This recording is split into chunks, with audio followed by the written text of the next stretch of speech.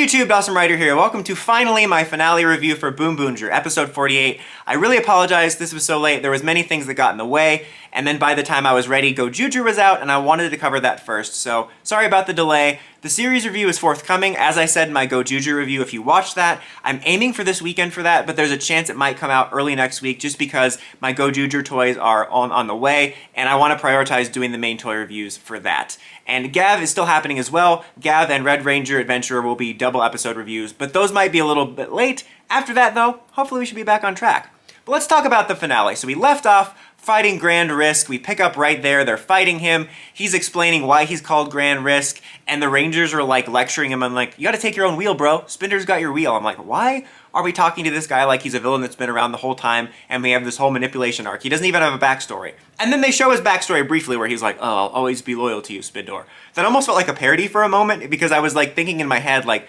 this dude doesn't even have a backstory, and then they show the backstory. But really cool fight there. It wasn't as memorable as many of the other BoonBoomger fights, but still I think on par with the general epicness of the BoonBoomger fights. While that's going on, our inspector arrests the corrupt ISA members with a Judgment Time feeling moment where she has like a BoonBoomger changer and kind of a red herring for thinking like, oh, she's gonna become a BoonBoomger in the finale. I kind of hope if we do get a V Cinema or in the King Oger Returns movie, she gets to be a BoonBoomger. I think that would be kind of cool. I wouldn't mind that. I wasn't one of those people that was like, it has to happen in the series, but I think that would be pretty cool to happen in post-series content.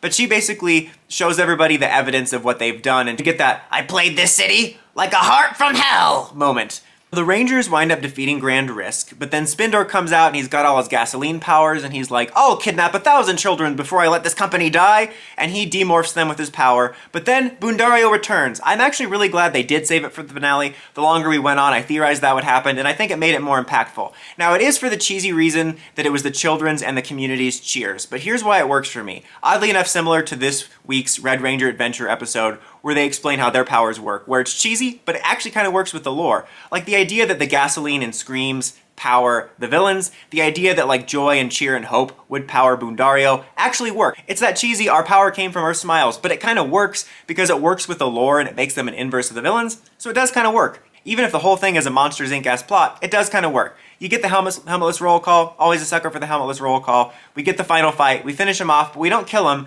and they do remind us like he's got other planets under his rule. They're like, why didn't you finish him off? I'm like, well, we kind of have to fix the other stuff with the planets and stuff he ruled. And then you get all kind of epilogue-y stuff. So the inspector is now the leader of the ISA. Taya visits his old friend in prison. He's like, why did you do it? He's like, I just got greedy, man. I just got greedy. But don't come back for me, Sam. Don't come back for me. He's like, Isaiah, I have to. My whole motivation for this movie is to get you out of prison. Sorry, it just reminded me of that scene. I actually was surprised here. I thought there was going to be a little bit more to this. Maybe that he was going to have a redemption arc, but I was surprised that this was played as like, he was a good guy that just got caught up in it, and they didn't linger on it too long. I was like kind of pleasantly surprised, but also disappointed by how quickly that aspect was over, but that was still interesting nonetheless. And then we find out the BoonBoomgers are going to space, at least the real BoonBoomgers, the core 5, because they got to keep Sakito at home. Like, look, you got to be part of the finale scene and the roll call. What more do you want? Remember, you're an other. You're like the others from Lost. And so Sakito's going to stay on Earth and look after everything, which there's kind of a cool like parallel flip where the BoonBoomgers are going to space where Sakito came from and he's staying on Earth. But still, it's just funny how often Sakito is singled out as an other. Also, I forgot to mention, I kind of blew past it, but the part of the reason the BoonBoomgers get cheers is it's actually Team Rocket broadcasting them to everyone to show it, which was a nice little detail. And they do survive, by the way, and are off to fight new dreams. Fight new dreams? What the hell did I just say? To find new dreams, whatever. They survive, so they're definitely going to be appearing probably in the King Oger versus movie, any other post-series content. Kind of exactly how I expected it to go down. For whatever reason, them recording them reminded me of when Cassidy and Devin were recording the Dino Thunder Rangers final battle, except they didn't broadcast it because that was like the whole point, but still reminded me of that. So the Rangers are heading off to the Grand Prix. Initially, I thought it was just going to be the Core 3 because you only see them at first. And I actually kind of like that idea just because I'm a huge fan of that original Core 3 team. But it's the Core 5, again, not that other Sakito. He doesn't get to go. So they're all headed to the Grand Prix. And I really like that idea. I like the idea of finales where the Rangers are going to have further adventures, although it doesn't really matter because Taya's going to get caught in a once upon a time curse and end up becoming a nerdy hot dog seller in GoJuju.